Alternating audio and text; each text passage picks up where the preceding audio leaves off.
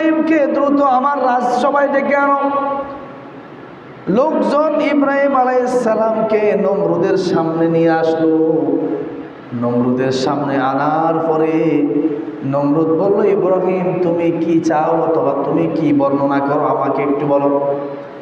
ইব্রাহিম আলাইহিস সালাম দীপ্ত কণ্ঠে বললেন, ক্রোধান্বিত রাগান্বিত কণ্ঠে বললেন, নমরুদ শোনো, তুমি বর্তমান সমাজে বর্তমান রাষ্ট্রে নিজেকে খোদা বলে দাবি করার জন্য মানুষকে বলো না আমি তোমাকে খোদা হিসেবে মানব না, তোমাকে রব হিসেবে মানব না।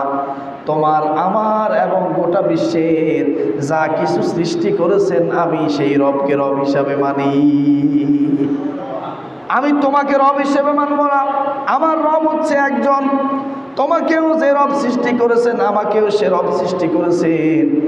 অতএব তোমরা যে নিজের হাতে বানানো প্রতিমাগুলো, নিজের হাতে বানানো মূর্তিগুলোর পূজা করো, আমি তোমাদের সেই পূজার সাথে নাই।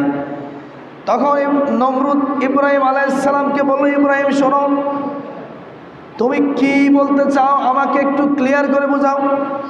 ইব্রাহিম আলাইহিস সালাম বললেন, আমি সেই রবের ইবাদত করি, আমি সেই রবের পক্ষ থেকে মানুষকে দ্বীনের দাওয়াত দিই, যেই রব মানুষের মৃত্যু এবং জীবন দান করতে পারে। নমরুদ বললেন, ইব্রাহিম শোনো, তোমার রবকে আমি সেটা জানি না, তবে তুমি তোমার যে রবের কথা বলতেছ, যেই রব জীবন দিতে পারেন আবার মৃত্যু দিতে পারেন, আমি তো সেই মৃত্যু এবং জীবনও দিতে পারি। উচ্চ স্বরে বলুন নাউজুবিল্লাহ। তখন ইব্রাহিম আলাইহিস সালাম বলল, দেখাও তোমার জীবন আর মরণ দেওয়া।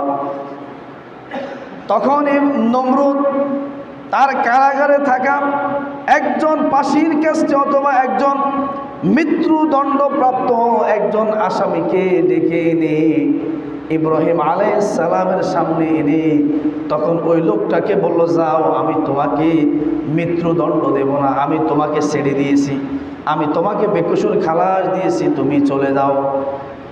নমরুদ ইব্রাহিম আলাইহিস সালামকে বলল, দেখো, আমি একজন সাজাপ্রাপ্ত আসামি, মৃত্যুদণ্ডাদেশ যার হয়ে গেছে, যার মৃত্যু হবে, আমি এমন একজন ব্যক্তিকে আমি কারাগার থেকে ছেড়ে দিয়েছি, দেখো আমি জীবন দিতে পারি। আবার তিনি একজন নির্দোষ লোক সামনে ছিল, তাকে মুহূর্তের মধ্যে হত্যা করে বলল, ইব্রাহিম দেখো, আমি তোমার সামনে একজন লোককে মৃত্যু দিতে পারি পেরেছি। উচ্চ স্বরে বলুন নাউজুবিল্লাহ।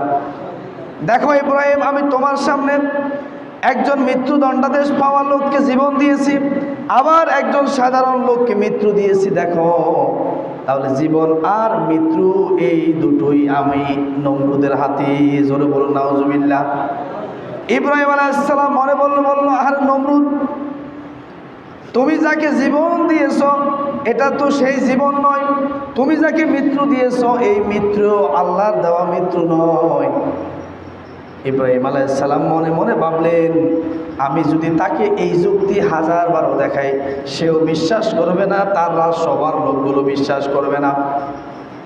তখন ইব্রাহিম আলাইহিস সালাম বললেন, ও নমরুদ শোনো, আমার আরেকটা কথা, তুমি যদি এই কথাটুকু দেখাতে পারো প্রমাণ করে, তাহলে আমি আর এই ইরাকের জমিনে থাকবো না, দ্বীনের দাওয়াত দেব না, আমি চলে যাব।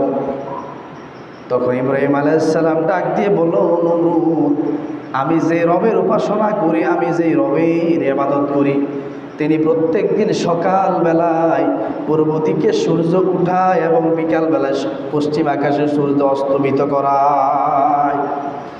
ও নমরুদ, তুমি দেখাও আজকে আগামী দিন সকালবেলা সূর্য আল্লাহ আমার রবের নিয়মে প্রত্যেক দিন পূর্ব আকাশ থেকে উদিত হয়, পশ্চিম আকাশে সেটা অস্তমিত যায়।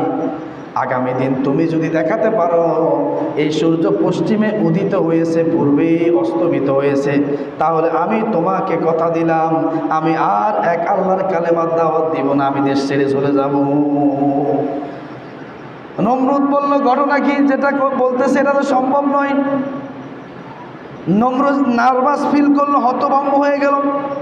তাফসীরের কিতাবের মধ্যে এসেছে নমরুদ হতভম্ব হয়ে গেছে, তার জবান দিয়ে কোনো কথা বের হচ্ছে না, কারণ তিনি এর আগে জীবন দিয়েছেন, মৃত্যু দিয়েছেন, এটা বলেছেন, কিন্তু এখন যে প্রস্তাব ইব্রাহিম আলাইহিস সালাম করেছেন যে সূর্য পূর্ব দিক থেকে উদিত হয়, পশ্চিম দিকে অস্ত যায়, আমার রব এটা নিয়ন্ত্রণ করেন।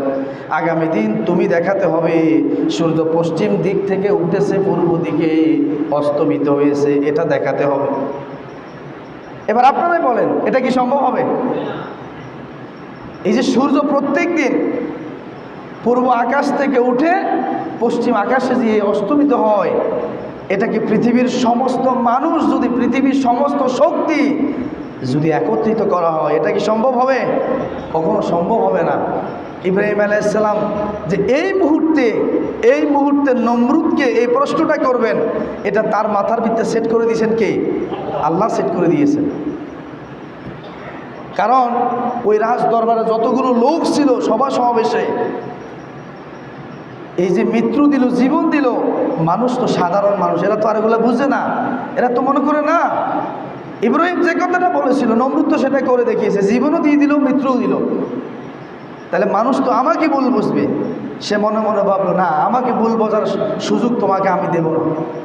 আরেকটা প্রস্তাব করলো যে নমরুদ, তুমি যদি খোদা হয়ে থাকো, তুমি যদি নিজেকে রব হিসাবে বলে থাকো, স্বীকৃতি দিয়ে থাকো, তাহলে তুমি আগামী দিন সূর্য পূর্ব দিক থেকে নয় পশ্চিম দিকে উদিত হবে, পূর্ব দিকে অস্তমিত যাবে, এটা যদি তুমি দেখাতে পারো তাহলে মানুষ তোমাকে রব হিসাবে মানবে।